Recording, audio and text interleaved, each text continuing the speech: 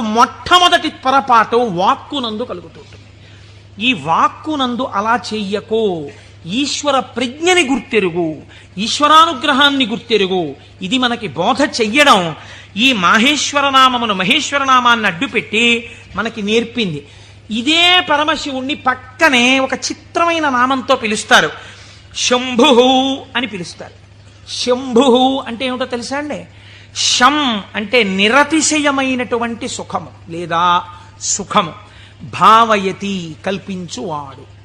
మీరు చూడండి, ఒక వస్తువు ఉంటుంది, ఆ వస్తువు యొక్క సుఖానుభూతిని మీరు ఎప్పుడు పొందుతారు? ఒక వస్తువు యొక్క సుఖానుభూతిని మీరు ఎప్పుడు పొందగలరు అంటే ఆ వస్తువు మీ చేత అనుభవింపబడినప్పుడు. ఉదాహరణకి నాకు ఒక లడ్డు అంటే చాలా ఇష్టం అనుకోండి.